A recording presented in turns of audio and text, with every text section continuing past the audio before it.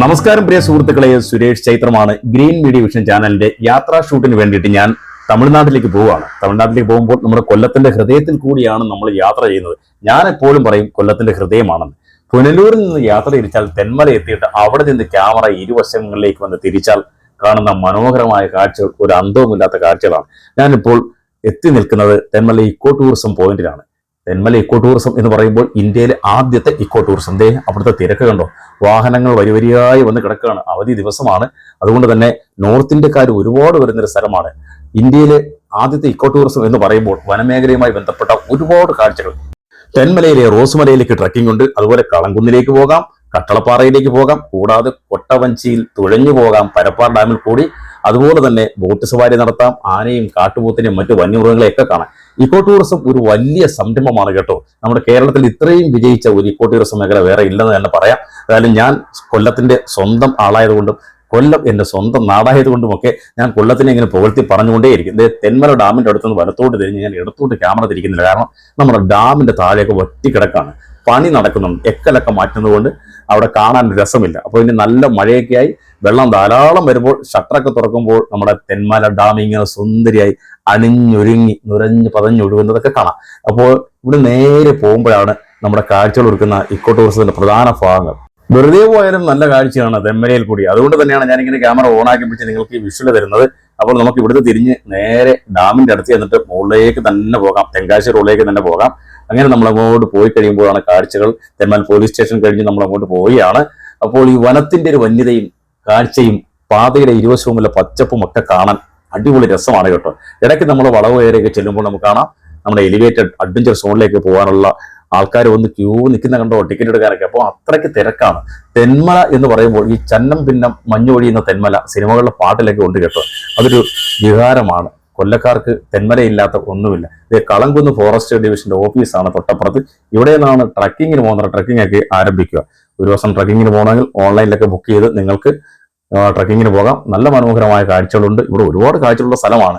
അപ്പോൾ നമ്മുടെ ആനവണ്ടി വരുന്ന ഒരു നല്ല കാഴ്ചയാണ്. ചെങ്കോട്ട റോഡിൽ ആനവണ്ടി വരുമ്പോൾ ഒരു റീൽസ് ഒക്കെ ഇട്ടാൽ തന്നെ ആ റീൽസ് ഒരുപാടുണ്ട്. തെന്മല എത്തിയിട്ടുണ്ട്, തെന്മലയുടെ സെൻട്രൽ പോയിന്റിൽ. അപ്പോൾ ഈ തെന്മല കഴിഞ്ഞ് അങ്ങോട്ട് വീണ്ടും വീണ്ടും കാഴ്ചകൾ ഇങ്ങനെ നമ്മുടെ കണ്ണിലേക്കും അതുപോലെ നമ്മുടെ ക്യാമറയിലേക്കും ഒക്കെ ഇടിച്ചു കയറിക്കൊണ്ടിരിക്കുകയാണ്.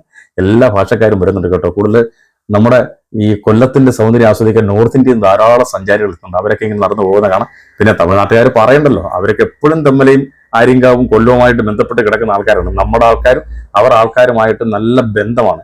നമ്മുടെ തൊട്ടടുത്ത സ്ഥലമാണ് തെങ്കാശി. തെങ്കാശിയിലുള്ള കാഴ്ചയൊക്കെ അറിയാമല്ലോ. സുന്ദരപാണ്ഡിപുരവും കാശി വിശ്വനാഥർ കോവിലും തിരുമലൈ കോവിലും അവിടുത്തെ പാടങ്ങളും എന്ന് വേണ്ട ഒരുപാട് കാഴ്ചകൾ നമ്മുടെ തെങ്കാശിയിലുണ്ട്. ചിലപ്പോൾ ഈ വീഡിയോ കാണുമ്പോൾ നിങ്ങൾക്ക് തോന്നാം എന്താണ് വട്ടായോ എന്ന്. കാരണം നിങ്ങൾ ശ്രദ്ധിക്കാതെ പോകുന്ന ഒരു കാഴ്ചയായിരിക്കും ഇതൊക്കെ. ഇങ്ങനെ നമ്മൾ യാത്ര പോകുമ്പോൾ ഇരുവശവും കാണുന്ന കാഴ്ചകൾ നമുക്ക് നല്ല രീതിയിൽ ആസ്വദിക്കണമെങ്കിൽ ആരെങ്കിലും പുറകിരുന്ന് പോകണം. ഈ തെന്മല വളവിന് കുറച്ച് MVD പോലീസുകാരൊക്കെ വല്ലപ്പോഴൊക്കെ ചെക്കിംഗ് കൊണ്ട് കേട്ടോ. നിങ്ങളുടെ ഈ ലൈസൻസും നിങ്ങളുടെ വണ്ടിയുടെ RC ബുക്കും എല്ലാം ക്ലിയർ ആണ്, ഹെൽമെറ്റും ഒക്കെ ഉണ്ടെങ്കിൽ ലൈസൻസ് ഒക്കെ കാണിച്ചു പോകാം. അല്ലെങ്കിൽ അവർ വണ്ടി നോക്കുമ്പോൾ തന്നെ അവർക്ക് അറിയാൻ സംഭവങ്ങൾ ഉണ്ടെങ്കിൽ അതുകൊണ്ട് പേടിക്കണ്ട. ഇപ്പോൾ കുറച്ച് ഭാഗത്തൊക്കെ ഇച്ചിരി റോഡൊന്ന് പൊളിഞ്ഞിട്ടുണ്ട് മഴക്കാലം ആയപ്പോൾ. അപ്പോൾ നമ്മൾ ഇനി നേരെ ചെന്നിറങ്ങുന്നത് നമ്മുടെ 13 കണ്ണറ പാലമാണ്. അറിയാമല്ലോ, അവിടുത്തെ ഒരു KSRTC വരുന്ന കാണുന്നത് എന്നെ ഒരു ഭയങ്കര ഇഷ്ടമാണ്. അതുകൊണ്ട് നമ്മുടെ കൊല്ലത്തിന്റെ കണ്ണാടിയായ സ്ഥലങ്ങളാണ് 13 കണ്ണറ പാലം. മീറ്റർ ഗേജ് ആണ് നേരത്തെ, ഇപ്പോൾ അത് ബ്രോഡ് ഗേജായി മാറി. 150 വർഷം പഴക്കമുള്ള പാലമാണ്. ബ്രിട്ടീഷുകാരുടെ കാലത്ത് പണിഞ്ഞ സുർക്കി പശ കൊണ്ട് നിർമ്മിച്ച പാലത്തിന് ഒരു കേടുപാടും കൂടാതെ ഇങ്ങനെ നിൽക്കുകയാണ്. നമ്മൾ കുറച്ച് മുകളിൽ മീറ്റർ ഗേജിന് വേണ്ടി പണിഞ്ഞിട്ടുള്ള താഴോട്ടൊന്നും ചെയ്തിട്ടില്ല. ഇവിടെ ആൾക്കാർ ഒന്ന് ഷൂട്ടിംഗ് റീൽസ് ഒക്കെ എടുക്കുന്ന കാണാൻ കഴിയും. ഇപ്പൊ ഞാൻ മഴയത്താണ് യാത്ര ചെയ്യുന്നത്, അതുകൊണ്ട് എല്ലായിടത്തും നിർത്താൻ പറ്റത്തില്ല. തമിഴ്നാട്ടിലും മഴയാണെന്നാണ് പറയുന്നത് ഞാൻ വിളിച്ചു ചോദിച്ചപ്പോൾ. സാധാരണ നമ്മുടെ തെന്മലയിലും ആര്യങ്കാവിലും അച്ചൻകോവിലും ഒക്കെ മഴ പെയ്യുമ്പോൾ തമിഴ്നാട്ടിലും മഴ പെയ്യും. നമ്മുടെ അടുത്ത് കിടക്കുന്ന സ്ഥലം പണ്ട് കേരളത്തിന്റെ ഭാഗമായിരുന്ന സ്ഥലമൊക്കെയാണ്. കഴുതുരുട്ടി എത്തി ഇവിടുന്ന് ഇടത്തോട്ട് തിരിഞ്ഞാൽ നമുക്ക് അമ്പനാട് സ്റ്റേറ്റിൽ പോകാം. നമ്മൾ അമ്പനാട് പോകുന്നത് നമ്മൾ നേരെ വിട്ടു പോവുകയാണ്. നമുക്കുള്ള യാത്ര തമിഴ്നാട് ലക്ഷ്യമാക്കിയുള്ള യാത്രയാണ്. ഗുണ്ടാർ ഡാമിലേക്ക് പോവുകയാണ്. അപ്പോൾ ഗുണ്ടാർ ഡാമിലെ ഓഫ് റോഡ് യാത്രയൊക്കെ നിർത്തിയെന്ന് ഇവിടെ വന്നപ്പോൾ അറിഞ്ഞു. 40ഓളം ജീപ്പുകൾ ഓഫ് റോഡ് യാത്ര നടന്നൊരു സ്ഥലമായിരുന്നു ഗുണ്ടാർ ഡാം. പക്ഷെ അവിടുത്തെ സാഹസിക സഞ്ചാരവും അപകടവും പ്രശ്നങ്ങളും ചാർജിന്റെ പ്രശ്നമൊക്കെ കാരണം എല്ലാം നിർത്തിയെന്നാണ് നമ്മുടെ അവിടുത്തെ ഒരു കൂട്ടുകാരൻ വിളിച്ചപ്പോൾ പറഞ്ഞത്.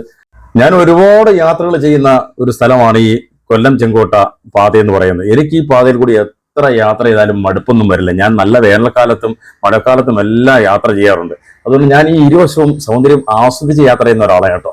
സാധാരണ വെറുതെ ഇങ്ങനെ ഓടിച്ചു പോവുകയല്ല, എല്ലാ വശമൊക്കെ കണ്ട് ആ പ്രകൃതിയുടെ സൗന്ദര്യമൊക്കെ നമ്മുടെ ആവാഹിച്ച് അത് സാധാരണ നമ്മുടെ ക്യാമറയിലേക്ക് പകർത്തി പിന്നെ നമ്മുടെ പ്രേക്ഷകരിലേക്ക് എത്തിച്ച് ഇതൊക്കെ എല്ലാവരും കാണുന്ന കാഴ്ചകളാണ്. പക്ഷെ നിങ്ങളൊക്കെ ചിലപ്പോൾ ഇങ്ങനെ പോകുമ്പോൾ ഒന്നും വല്ലാതെ ശ്രദ്ധിച്ചെന്ന് വരില്ല. നേരെ ഓടി തെങ്കാശി പോകാം, അല്ലെങ്കിൽ സുന്ദരപാണ്ഡിപുരത്ത് പോകാം, തമിഴ്നാടിന്റെ കാഴ്ചകൾ കാണാം എന്ന് പറഞ്ഞായിരിക്കും പോകുന്നത്. പക്ഷേ പലരും അങ്ങനെയല്ലല്ലോ. ചിലർക്ക് യാത്രകളിൽ ഇങ്ങനെ കാഴ്ചകൾ കണ്ടുപോകാൻ, ഇരുവശത്തുമുള്ള കാഴ്ചകൾ വാഹനത്തിലിരുന്ന് കാണാൻ ഇഷ്ടമാണ്.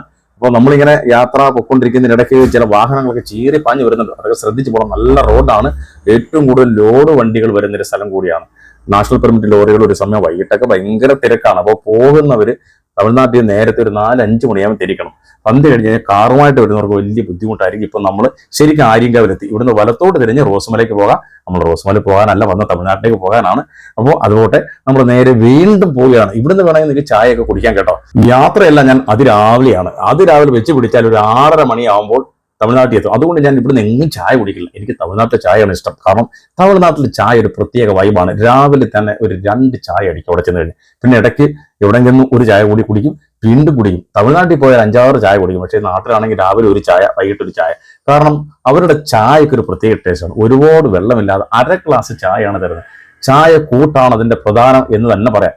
ഈ ഓട്ടോറിക്ഷകളൊക്കെ, തമിഴ്നാടൻ ഓട്ടോറിക്ഷകളൊക്കെ പോകുന്നുണ്ടോ, നമ്മുടെ ഇവിടെ നിന്ന് സാധനങ്ങളൊക്കെ ഇറക്കി നമുക്ക് ആവശ്യമുള്ള സാധനങ്ങളൊക്കെ കൊണ്ടുതന്നു പോകുന്ന ചെറിയ വണ്ടികളാണ്. അതുപോലെ പച്ചക്കറി വണ്ടികൾ ഭയങ്കര സ്പീഡിന് വരും കേട്ടോ.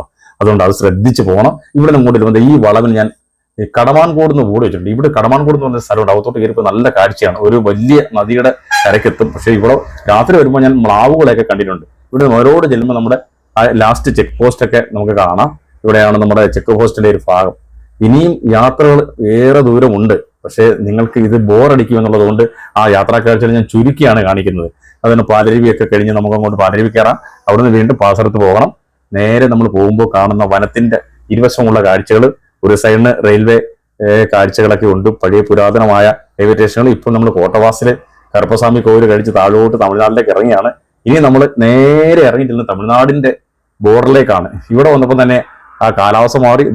കരിക്കൊക്കെ ആയിട്ട്, പനങ്കരിക്കൊക്കെ ആയിട്ട് ചേട്ടന്മാർ ഇഷ്ടംപോലെ നിൽപ്പുണ്ട്. തമിഴ്നാട്ടുകാർ നമ്മുടെ നാട്ടിലേക്ക് കയറി വന്നിട്ട് ഇവിടെ കച്ചവടം ചെയ്ത് ജീവിക്കുന്ന ഒരുപാട് ആൾക്കാരുണ്ട്. നല്ല സ്വഭാവമുള്ള ആൾക്കാരാണ് ഇവരൊക്കെ കേട്ടോ. പാവപ്പെട്ട ഗ്രാമീണരാണ്. ലാസ്റ്റ് ഒരു ചെക്ക് പോസ്റ്റ് കണ്ടോ. അപ്പോൾ ഇവിടുന്ന് വണ്ടികളൊക്കെ പേപ്പേഴ്സ് കാണിച്ച് വേണം പോകാൻ. വലിയ വണ്ടികൾ, നമ്മുടെ വണ്ടിക്കൊന്നും കാണിക്കണ്ട.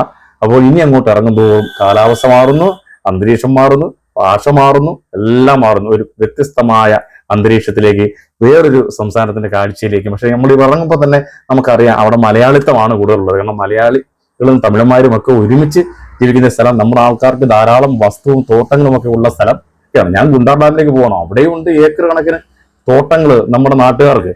എന്തായാലും വാഹനങ്ങളൊക്കെ ഇവിടെ ചെല്ലുമ്പോൾ വന്ന് കയറുകയാണ്. നമ്മൾ എസ് വളവിലേക്ക് ഇറങ്ങാൻ പോവാണ്. നമ്മുടെ എസ് വളവിന്റെ മുമ്പിൽ ചെല്ലുമ്പോൾ നമ്മുടെ KSRTC വളഞ്ഞു വരുന്ന കാണാനാണ് വളരെ സൗന്ദര്യമുള്ളത്. ഞാൻ ഒരിക്കലും ഒരു KSRTCയുടെ വീഡിയോ ഇട്ട് 1 മില്യനാണ് കണ്ടത് ഒറ്റ ദിവസം കൊണ്ട്. ഈ വളവ് നമ്മൾ അങ്ങോട്ട് ഇറങ്ങി ചെന്ന് കയറുന്നത് നമ്മുടെ സ്വന്തം അയൽക്കാരായ തമിഴ്നാട്ടുകാരുടെ മണ്ണിലേക്കാണ്. തെങ്കാശി, ചെങ്കോട്ട എന്നൊക്കെ പറയുമ്പോൾ എല്ലാവരും മനസ്സിലേക്ക് ഓടിയെത്തുന്ന കുറേ സ്ഥലങ്ങളുണ്ട്. സുന്ദരപാണ്ഡിപുരം പ്രത്യേകിച്ചും സിനിമകളുടെ ഒരു ഷൂട്ടിംഗ് ലൊക്കേഷനാണ്. ഭഗവതിപുരം, അതുപോലെ എസ് വളവ് കാണാൻ തന്നെ ഒരു സൗന്ദര്യമാണ്. ഇതിന്റെ മുകളിൽ കൂടി ട്രെയിൻ പോകുന്നൊരു കാഴ്ചയുണ്ട്. അതും രസമാണ്. ട്രെയിനും താഴത്തെ വാഹനങ്ങളും ചേർത്ത് ഷൂട്ട് ചെയ്ത് ഞാൻ ഒരുക്കിയിട്ടുണ്ട്. അതും മില്യൺ കണക്കിന് വ്യൂവേഴ്സ് കിട്ടിയ വീഡിയോ ആണ്. അപ്പോൾ നമ്മൾ ഇറങ്ങിക്കഴിഞ്ഞു. ഇപ്പോൾ നമ്മൾ തമിഴ്നാട്ടിൽ എത്തിക്കഴിഞ്ഞു. ഇനി നമ്മൾ അടുത്ത കാഴ്ച, തമിഴ്നാടിന്റെ കാഴ്ചകൾ പിന്നാലെ വരും. ആദ്യം നമ്മൾ കാത്തിരിക്കുന്ന നമ്മുടെ കൊല്ലത്തിന്റെ സ്വന്തം ചക്ക തന്നെയാണ്. അപ്പോൾ അടുത്ത യാത്രാ കാഴ്ചയുമായി വീണ്ടും എത്താം.